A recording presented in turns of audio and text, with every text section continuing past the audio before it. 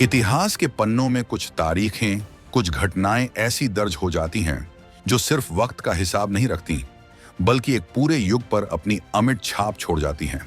ऐसा ही एक दौर था 1980 के दशक के अंत का, जब रविवार की सुबह भारत की सड़कें अचानक वीरान हो जाती थीं, जब करोड़ घरों में टेलीविजन सेट किसी मंदिर के गर्भगृह की तरह पवित्र हो जाते थे, और जब उस कांच के पर्दे से गूंजती हुई आवाज आती थी, मैं समय हूं।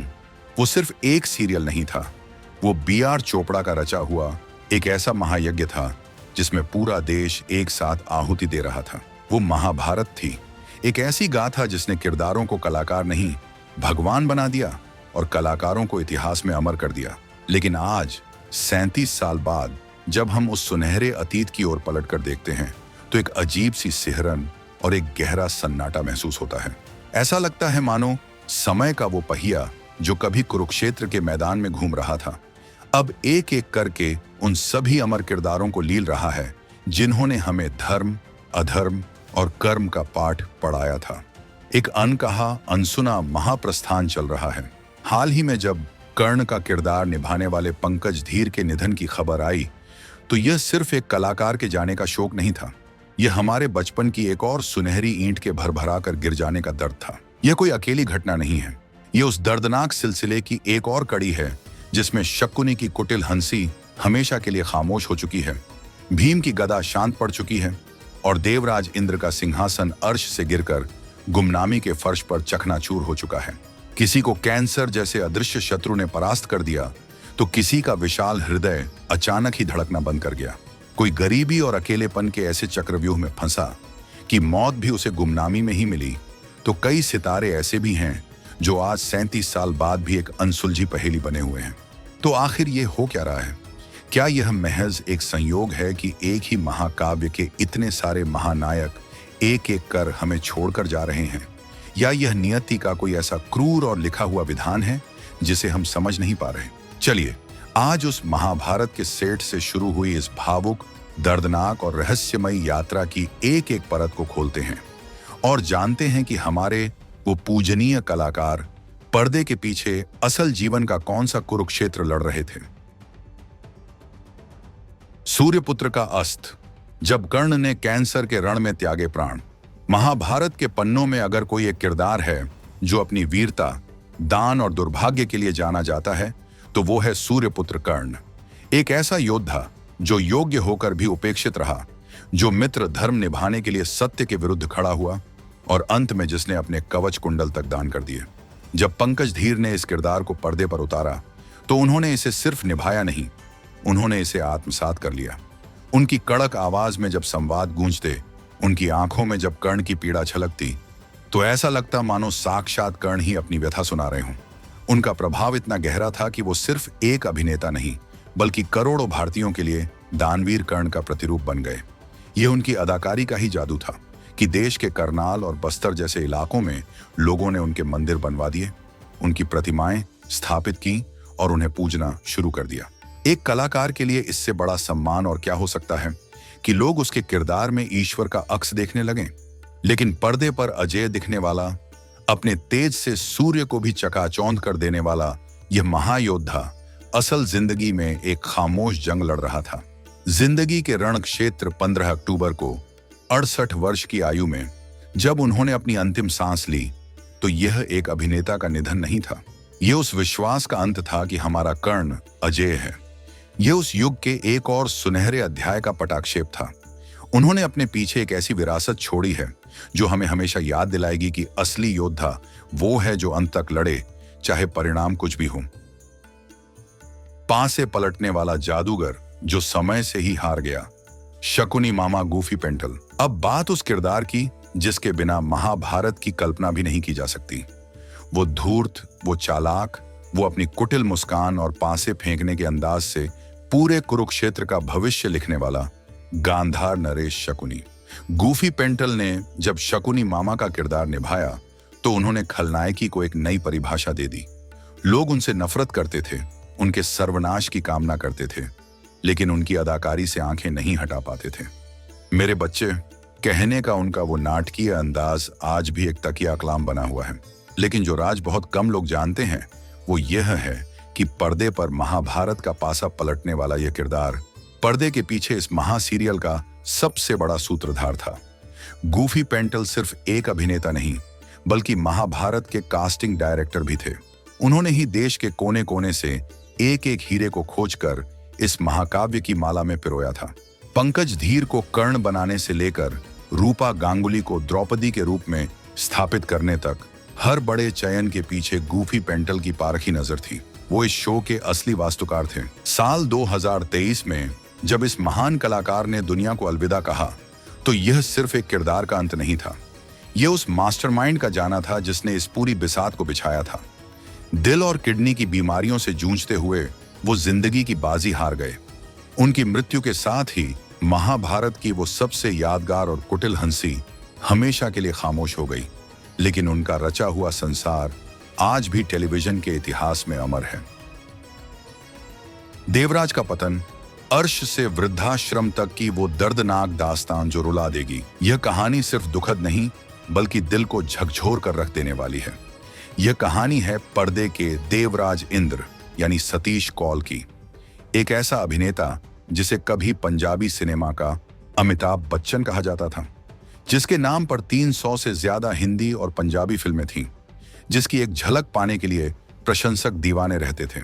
महाभारत में जब वो देवराज इंद्र के सिंहासन पर बैठते तो उनका तेज और प्रताप देखते ही बनता था। लेकिन नियति ने उनके साथ ऐसा क्रूर मजाक किया जिसकी किसी ने कल्पना भी नहीं की थी। पर्दे पर देवताओं का राजा असल जिंदगी में अर्श से फर्श पर आ गया। उनका करियर ढलान पर आया, काम मिलना बंद हो गया और देखते ही देखते वो गुमनामी और गरीबी के एक ऐसे गहरे कुएं में गिर गए जहां से निकलना नामुमकिन था। बताया जाता है कि उनकी पत्नी ने भी उन्हें छोड़ दिया था। अंतिम दिनों में वो एक वृद्धाश्रम में रहने को मजबूर थे, जहां उनके पास अपनी दवाइयों तक के पैसे नहीं थे। सोने के सिंहासन पर बैठने वाले उस राजा की अंतिम यात्रा एक अकेले बेसहारा बिस्तर पर समाप्त हुई। त्रासदी का अंत यही नहीं हुआ। कोरोना महामारी ने उन्हें अपनी चपेट में ले लिया और बिना किसी अपने के अकेलेपन और लाचारी में उन्होंने दम तोड़ दिया। उनकी मौत ने ग्लैमर की दुनिया के उस स्याह और कड़ के सच को उजागर कर दिया, जहां उगते सूरज को तो सब सलाम करते हैं, लेकिन जब किसी सितारे का प्रकाश मंद पड़ जाता है तो उसे पूछने वाला भी कोई नहीं होता। एक देवराज का ऐसा अंत किसी भी महाकाव्य की सबसे बड़ी त्रासदी से कम नहीं है। जब गदाधारी का हृदय थम गया, मैदान से पर्दे तक का भीमकाय सफर। दुर्योधन देख अपनी आंखों से अपनी पराजय का नृत्य। जब प्रवीण कुमार सोबती पर्दे पर भीम बनकर यह दहाड़ लगाते थे तो दर्शकों की रूह कांप जाती थी। 6 फीट 6 इंच का विशालकाय शरीर, फौलादी भुजाएं और चेहरे पर एक बच्चे जैसी मासूमियत। प्रवीण कुमार सोबती भीम के किरदार के लिए ही बने थे। उन्होंने अपनी गदा से जब दुशासन और दुर्योधन का अंत किया तो लोगों ने उन्हें असल में गदाधारी भीम मान लिया था। लेकिन उनकी पहचान सिर्फ अभिनय तक सीमित नहीं थी। पर्दे पर आने से बहुत पहले वो भारत के असली बाहुबली थे। वो एक विश्व स्तरीय एथलीट थे जिन्होंने हैमर और डिस्कस थ्रो में देश का नाम रोशन किया था। उन्होंने एशियन गेम्स में 4 मेडल, 2 स्वर्ण जीते और ओलंपिक में भारत का प्रतिनिधित्व किया। खेल में उनके योगदान के लिए उन्हें अर्जुन अवार्ड जैसे सर्वोच्च सम्मान से भी नवाजा गया था। वो एक सच्चे राष्ट्र नायक थे।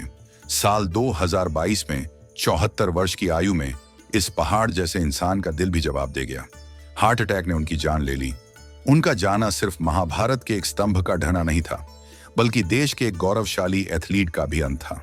उन्होंने साबित किया कि असली ताकत सिर्फ शरीर में नहीं, बल्कि देश के लिए कुछ कर गुजरने के जज्बे में होती है। खामोश हो गए वो चेहरे जिनके बिना कहानी थी अधूरी। महाभारत का महाकाव्य सिर्फ कुछ मुख्य पात्रों पर नहीं टिका था, बल्कि इसके हर एक छोटे बड़े किरदार ने इसमें अपनी आत्मा डाल दी थी। और दुख की बात यह है कि उस माला के कई और मोती भी अब टूटकर बिखर चुके हैं। गोगा कपूर कंस 70 से 80 के दशक के सबसे खूंखार विलेंस में से एक। महाभारत में क्रूर कंस के उनके किरदार को आज भी याद किया जाता है। 2011 में गंभीर बीमारियों से लड़ते हुए वो इस दुनिया से चले गए।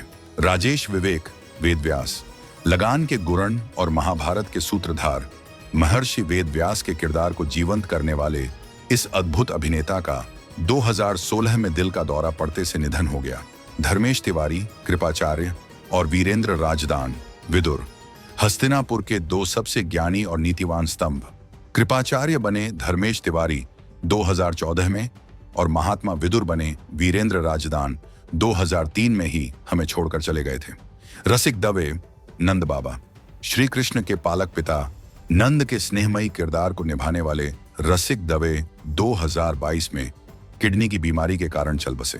आशालता वाबगांवकर, शकुंतला, 100 से अधिक फिल्मों में काम करने वाली इस अनुभवी अभिनेत्री ने शकुंतला का किरदार निभाया था। 2020 में कोरोना ने उन्हें हमसे छीन लिया। ये वो कलाकार थे जो शायद पोस्टर पर सबसे आगे नहीं थे, लेकिन उनकी उपस्थिति के बिना महाभारत की भव्य इमारत अधूरी रह जाती। गुमनामी का चक्रव्यूह। कहां खो गए कुंती, नकुल, सहदेव और अभिमन्यु? यह इस कहानी का सबसे रहस्यमयी अध्याय है। कुछ सितारे तो दुनिया छोड़कर चले गए, लेकिन कुछ ऐसे भी हैं जो दुनिया में तो हैं, पर कहां हैं ये कोई नहीं जानता। वो गुमनामी के एक ऐसे चक्रव्यूह में खो गए हैं जिसे भेद पाना लगभग नामुमकिन है। नाज़नीन कुंती, 5 पांडवों की माता कुंती का शक्तिशाली किरदार निभाने वाली अभिनेत्री नाज़नीन महाभारत के बाद जैसे कहीं गायब ही हो गईं। वो आज कहां हैं, किस हाल में हैं, यह एक रहस्य है। समीर चित्रे, नकुल और संजीव चित्रे, सहदेव, पांडवों की सबसे छोटी जोड़ी नकुल और सहदेव का किरदार निभाने वाले चित्रे बंधु भी शो के बाद फिर कभी पर्दे पर नहीं दिखे। वो चकाचौंध की दुनिया से कहां चले गए, इसकी कोई खबर नहीं। हालांकि इस गुमनामी के चक्रव्यूह को भेद कर एक वीर योद्धा बाहर जरूर निकला। कुरुक्षेत्र के सबसे युवा और वीर योद्धा अभिमन्यु का किरदार निभाने वाले मयूर राज वर्मा ने एक्टिंग को अलविदा कह दिया। आज वो भारत से हजारों मील दूर यूके में रहते हैं और एक बेहद सफल व्यवसायी हैं। वो वहां अपने रेस्टोरेंट्स की एक बड़ी चेन चलाते हैं। उनकी कहानी उम्मीद देती है कि ग्लैमर की दुनिया को छोड़कर भी एक सफल और सार्थक जीवन जिया जा सकता है। उन्होंने शायद समय रहते ही प्रसिद्धि के चक्रव्यूह से बाहर निकलने का रास्ता खोज लिया था। आपको क्या लगता है, इन महान किरदारों में से आपका सबसे पसंदीदा कौन था? और इन कलाकारों का यूं एक एक कर चले जाना आपको कितना भावुक करता है? अपनी राय कमेंट्स में जरूर साझा कीजिएगा।